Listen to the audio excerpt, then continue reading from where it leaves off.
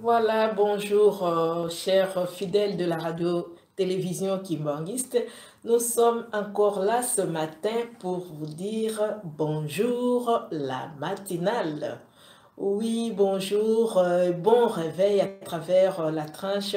Bonjour la matinale.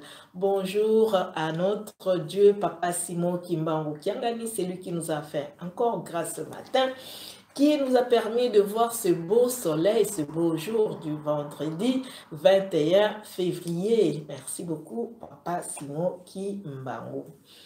Oui, voilà, chers fidèles, chers frères et sœurs, sachez que si vous nous recevez chez vous ce matin, c'est grâce à Papa Joris qui est derrière la caméra, c'est grâce à Papa Dani qui est à la régie, le roi Makoko, et c'est grâce à Papa César Nguina Mao qui est à la réalisation.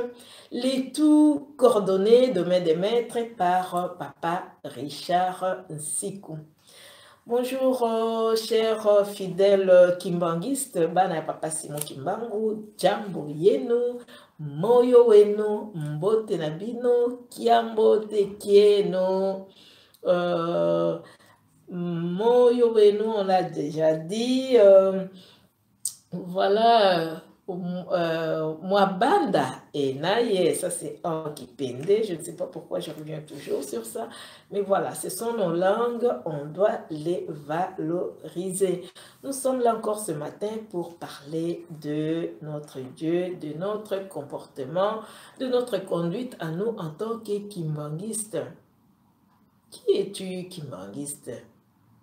Pourquoi tu dois avoir un comportement différent des autres? Nous le savons, nous les kimbanguistes, nous sommes un peuple particulier parce que nous avons été choisis par Dieu. Dieu s'est choisi toujours un peuple à travers qui il va parler, faire ses réalisations, et ainsi de suite. Aujourd'hui, c'est vous et moi, frères kimbanguistes. Dieu nous a choisis, nous, le peuple noir, le peuple d'Afrique, le peuple du Congo, particulièrement les trois Congos. Papa Simon Kimbangu nous a choisis parce qu'il veut que, à travers nous, le monde soit sauvé. Mais pour cela, nous devons marcher selon ses principes et méthodes. Parce qu'il sait bien que pour qu'on arrive à trouver des bons résultats, pour qu'on arrive à réussir cette lourde mission, cette lourde tâche, nous devons passer par l'épreuve de feu, comme on dit, par les principes et méthodes de l'Église. Voilà pourquoi nous avons toujours la Bible à côté de nous. Parce que là-dedans, nous avons tous les textes dont nous nous référons pour arriver à comprendre ce que Dieu veut que l'on fasse. Bonjour la matinale, bonjour encore la matinale, bonjour à tous les enfants de Papa Simon Kimbangu à travers le monde entier. Chers frères et sœurs, aujourd'hui on ne va pas être long, on va parler de mensonges et de ses conséquences. C'est quand même curieux de voir qu'il y ait encore, je dis bien qu'il y ait encore des kimbanguistes qui fréquentent l'école de mensonges. Dans l'église de Papa Simon Kimbangu ou dans la communauté kimbanguiste, il n'y a pas une équipe qui s'appelle le mensonge. Cette équipe a déjà été destituée depuis longtemps. On n'a plus de joueurs qui aimeraient bien jouer dans cette équipe, malheureusement. Mais ce sera fort dommage de voir qu'il y ait encore de ceux-là qui essayent quand même de résister dans cette équipe. Nous allons parler du mensonge et de ses conséquences. Dans les 10 commandements de Papa Simon Kimbangu, notre Dieu, dans les livres d'Exode, on nous interdit Koko Sate, Kobuka Lokutate. J'ai une Bible à Lingala parce que j'aime bien. C'est très clair. On nous interdit de ne pas mentir et même de ne pas raconter des faux témoignages contre ton prochain. Raconter des faux témoignages, c'est mentir, c'est du mensonge. On nous interdit. Chers frères et sœurs, mentez, mentez, il en restera toujours quelque chose. Aujourd'hui, on va parler d'un récit qui est dans la même Bible où on nous fait voir les conséquences gravissimes de mensonges. C'est dans le livre des Actes des Apôtres. Mon plus grand souci, c'est que le nom des chapitres en lingala, c'est parfois un peu pas facile à... Voilà. Oui, c'est le Misala, justement, voilà. Misala et Bantoma, on ne va pas faire comme le pasteur d'hier qui avait mis le cure-dent pour intercaler. Ben, nous aussi, pourquoi pas. Alors, nous allons lire, on ne va pas lire, excusez-moi, mais notre texte du jour, on va le tirer dans le livre des Actes des Apôtres au chapitre 5. Donc, si on prend tout le verset, je crois jusqu'au verset 10, là, on nous parle d'un récit d'Ananias et de Saphira. Ananias et Saphira, ils avaient vendu leur propriété. Ils avaient une portion de terre qu'ils ont mis en vente parce qu'ils voulaient contribuer à l'œuvre de Dieu, comme c'était la coutume dans cette communauté. En fait, les gens pouvaient vendre tout ce qu'ils pouvaient et contribuer à l'œuvre de Dieu. Si vous acceptez de vendre votre concession, par exemple, vous prenez une partie, vous donnez à l'église. Vous n'êtes pas obligé de donner tout l'argent, mais vous pouvez donner une partie pour l'avancement de l'œuvre de Dieu. C'est ainsi que Ananias et Saphira, qui étaient un couple, ils ont eu aussi, eux aussi, l'intention de vendre leur portion de terre. Alors, ils ont vendu, et ils ont pris la décision d'aller donner une partie. Mais, qu'est-ce qu'ils ont fait, eux? En allant donner, pour eux, ils voulaient faire croire que cette somme qu'ils allaient apporter à l'église, c'était la totalité de l'argent qu'ils ont perçu en vendant leur propriété, ce qui était faux et archi faux. Ils ont vendu leur propriété, mettons 500 000 euros. Ananias et Saphira se sont dit, on va aller donner 100 000 euros, ce qui n'est pas rien déjà. Et on va garder 400 euros. Et 400 000, pardon. Et si on nous demande, on va dire oui, c'est la somme totale que nous avons perçue quand nous avons vendu notre portion de terre. Chers frères et sœurs, c'est la femme qui est partie en premier. La femme est arrivée avec la somme de 100 000 euros et l'a présentée comme quoi, voilà l'argent que nous avons perçu en vendant notre portion de terre. Et le serviteur de Dieu de lui demander, est-ce que c'est tout ce que vous avez eu comme argent? Et elle veut dire, oui, tout à fait, nous l'avons vendu à 100 euros et voilà, nous rapportons les 100 euros à l'Église pour l'avancement de l'œuvre de Dieu. Chers frères et sœurs, le serviteur de Dieu lui demande, mais Ananias, mais pourquoi mentir à l'Esprit Saint? Chers frères et sœurs, on ne va pas rester beaucoup à raconter ce qu'il s'est passé, mais on va parler de l'essentiel. Pourquoi avons-nous choisi ce texte? Oui, évidemment, les gens doivent comprendre ce qu'il s'est passé, oui. Ananias n'était pas obligé, Ananias et Saphira, ils n'étaient pas obligés d'apporter tout l'argent qu'ils ont perçu, la totalité, non. Et ils n'étaient pas non plus obligés,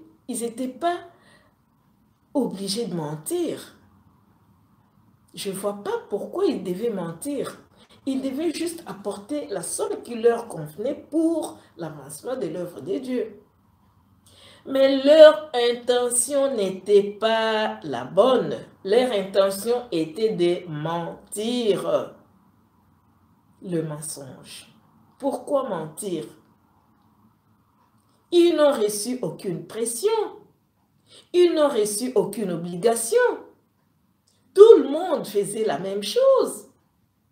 Je vends ma voiture à 1000 euros, je prends 300 euros, je vais donner, je garde mes 700 euros. C'est la contribution qui compte, la participation. Ils pouvaient faire la même chose. Personne n'allait leur demander, mais pourquoi vous n'avez donné que 100 000? Mais non. Mais eux, ils ont eu la mauvaise intention, frères et sœurs, celle de mentir. Kobu Kamibe Kote, Koko Sate. Et en allant mentir, ils ne savaient pas. Et ils voyaient le pasteur. Ils voyaient le pasteur. Je vais aller présenter mes 100 euros devant maman Rebecca parce qu'elle est le pasteur, la révérende, le pasteur de l'église. Au pasteur Jean de Anvers, je vais apporter mes 100 euros. Mais ce n'est pas au pasteur Jean, c'est à Dieu. Le pasteur représente Dieu, l'Esprit de Dieu. Vous croyez aller mentir au pasteur, mais vous mentez à Dieu. Et la conséquence, nous le savons. La femme est décédée, elle est morte. Et comme la femme avait fait un arrangement avec son mari pour dire, toi, va en premier, tu vas leur dire le mensonge et moi, je viendrai en dernier pour t'appuyer. Pour appuyer le mensonge. Tous les deux, ils se sont mis d'accord. Et quand l'homme est arrivé, on lui a posé la même question et l'homme a dit la même chose. Et la conséquence, et lui, l'homme a subi la même chose que sa femme parce qu'on lui a dit, le corps de ta femme est là dehors et toi, tu vas subir le même sort. Chers frères et sœurs, tout ce que nous faisons a toujours une conséquence.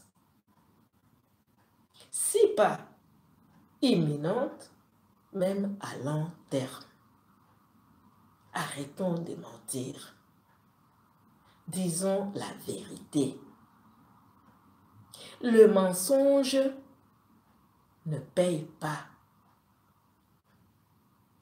Papa Simon Kimbangu nous appelle à être francs et sincères. Ne suivons pas l'exemple d'Ananias et Saphira. Nous allons revenir sur ce récit parce que nous devons beaucoup insister sur le mensonge. Nous devons beaucoup insister parce qu'il y en a encore jusqu'à aujourd'hui, comme on l'a dit, qui continuent à jouer dans cette équipe.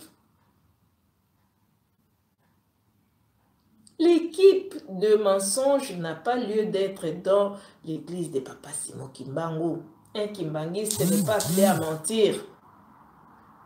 Un kimbanguiste n'est pas appelé à rapporter des faux témoignages contre son prochain, c'est du mensonge. Cela nous est interdit formellement.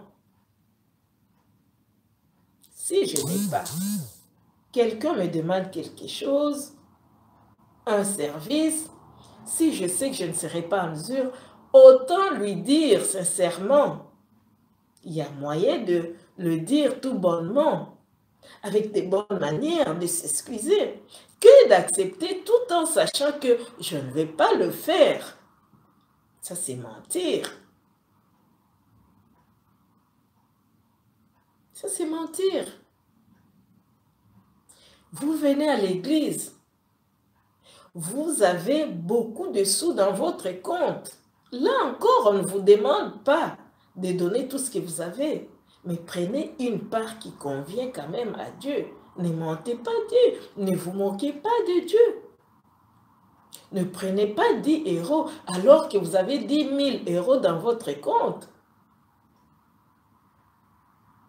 Je ne vais pas rentrer là-dedans. C'est un sujet très complexe.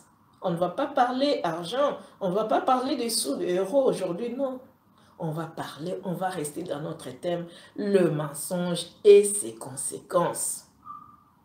Celui qui a l'habitude de mentir, un jour on va l'attraper. Que tu le veuilles ou pas, on finira par t'attraper. Parce que le fait de mentir, aujourd'hui tu dis ça, demain tu dis autre chose, tu ne te rends pas compte de ce que tu racontes. Et un autre jour, on va te reposer la même question sur ce que tu avais dit l'autre fois. Tu vas donner une autre version. Et on finira par t'attraper. Chers frères et sœurs, le mensonge. Je connais un frère qui louait dans un appartement. Ce frère, comme il était trop jeune, il n'est pas congolais, ne vous en faites pas,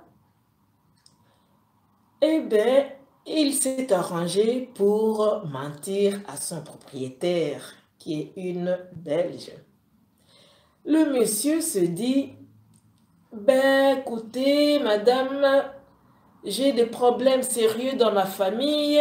Mon père est en Afrique, il a promis de m'envoyer beaucoup de sous. Voilà, il va me faire un virement, ben, on va donner un exemple de 10 000 € et ainsi je vais payer le loyer parce qu'il avait beaucoup de retard, il ne payait pas le loyer. En fait, c'est ça le problème. Alors, la dame a quand même compris parce qu'elle s'est dit, je l'ai pris pour mon fils. Quand il m'a dit qu'il avait des gros soucis d'argent et sachant tout ce qui se passe en Afrique, j'ai eu pitié. Je me suis dit, je vais quand même le garder, il va me faire le virement. Le garçon avait, au départ, en venant signer les contrats, il avait montré à la dame, il a pris des sous par-ci par-là chez ses frères et il a fait voir qu'il avait beaucoup de sous dans son compte pour gagner la confiance. Et les jours se sont passés. Le monsieur ne payait même pas une seule facture. La société d'électricité a coupé le compteur. On lui a placé un compteur à budget. Et le dossier avait été transmis chez le huissier de justice. Notre frère ne payait toujours pas de facture. Payait toujours pas de loyer. Jusqu'à ce que la dame, un jour, en avait marre, pardon. La dame est allée à la police pour aller se plaindre. Elle est allée à la justice pour aller porter plainte. Et à la police, on s'est rendu compte que le monsieur n'était même pas inscrit dans ce quartier où il vivait. Chose grave. Mais comment il habite ici, mais il ne s'est jamais enregistré? Et en regardant dans la base des données, dans, je ne sais pas moi, ils ont découvert qu'il était bourré de factures, que tous ces dossiers étaient transmis chez l'huissier de justice. Le mensonge, chers frères et sœurs. Qu'est-ce qu'il s'est passé au final? L'huissier est venu et a mis tous ses biens dehors. On l'a déguerpi. Notre frère avait été déguerpi parce qu'il a utilisé le mensonge. Voyez les conséquences. En pleine journée, on l'a mis dehors. Dites-moi, à ce moment-là, où tu vas aller? On te met à la porte.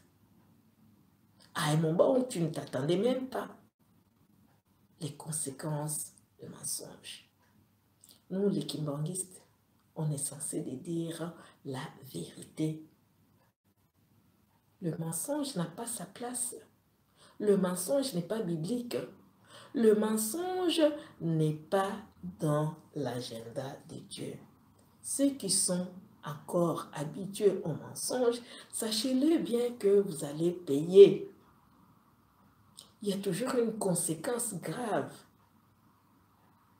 Et quand même vous prétendez mentir à un homme, sachez que l'Esprit de Dieu est toujours là. C'est ce que nous oublions. Dieu est toujours là avec nous partout. Tu mens à quelqu'un, tu ne sais pas que Dieu te voit. Dieu est là présent. L'Esprit de Dieu est là. Arrêtons de mentir, sinon nous allons payer lourdement, comme ce frère qui a été déguerpi en pleine journée. Disons la vérité. Soyons honnêtes et sincères. Arrêtons de mentir. Ne faisons pas comme Ananias et Saphira. On reviendra sur cette histoire. Nous y reviendrons. Nous y reviendrons parce que le mensonge est encore dans nos bouches. Et oui, nous devons faire un effort. Nous devons faire un effort, demander. Si nous n'arrivons pas à demander à Papa Simon Kimbangu de nous aider, ayons la bonne intention. Au fait, notre sujet d'aujourd'hui, nous avons parlé du mensonge, mais dans le récit d'Ananias et Saphira, il est aussi question de l'intention. Voilà pourquoi je dis je reviendrai. Nous allons y revenir. Je ne veux pas parler de moi, mais de nous, parce qu'il s'agit de toute une équipe de Bonjour la matinale. C'est toute une équipe et nous y reviendrons pour parler de ce qui est de bonnes ou mauvaises intentions. Chers frères et sœurs, faisons très attention, Dieu nous voit. L'œil de Dieu nous surveille partout. Papa nous dit de faire attention. Mbula ya moto ekonoka. Batu ya mabe bakolimwa. Notre frère, notre ancêtre Abraham avait refusé de couper un oiseau parce qu'il s'est dit, c'est un petit rien du tout, c'est vraiment très minime, pourquoi je vais couper? Il a fait ce que Dieu lui avait demandé de faire, couper, mais il n'a pas respecté à la lettre. Et les conséquences, vous et moi qui manguistes, nous les savons, nous le connaissons. Respectons ce que papa nous demande. Respectons. Papa nous implore. Papa nous implore. Il nous aime. Chaque jour, il nous rappelle à l'ordre. Il nous supplie. C'est pour notre bien. Il ne veut pas que ses enfants périssent. Il veut que nous profitions de ce bonheur qui nous attend, que nous prenions part, que nous soyons avec lui, que nous vivions ces temps de bonheur avec lui.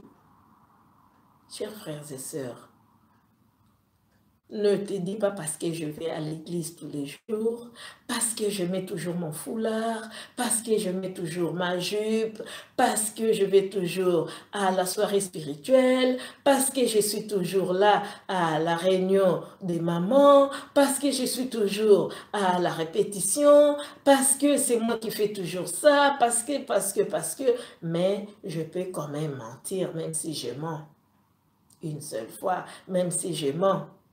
Mais je reste quand même accroché au mensonge. Le reste, je le fais très bien. Mais le mensonge, ben, c'est rien.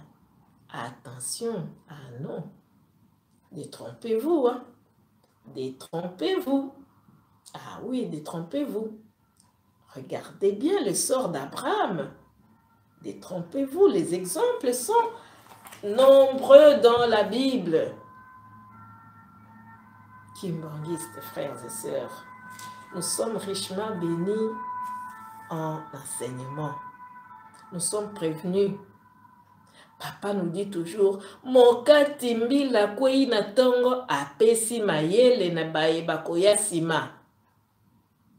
Les récits sur les mensonges, il y en a beaucoup. Les conséquences, nous les connaissons. Arrêtons.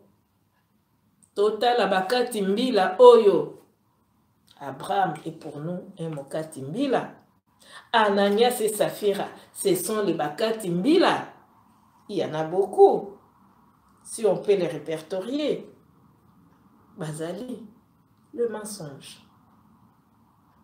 Téléphone, on t'appelle. Oui, maman, ça va? Ozanandako. Ah, si je dis oui, je suis à la maison, je crois que... Non, maman, Nazali Banda. Non, maman. Pourquoi? Parce que tu veux éviter la communication. Mais tu ne sais pas encore ce qu'on veut te raconter. Tu ne connais pas encore l'objet de cet appel. Faisons très attention. Ananias et Saphira ont menti. Et ils ont payé le prix. Vous et moi, nous devons faire de notre Mokati Mbila. Ne pas suivre leur exemple. Sinon, nous allons subir le même sort. Merci à vous qui nous avez suivis. Au revoir et à demain.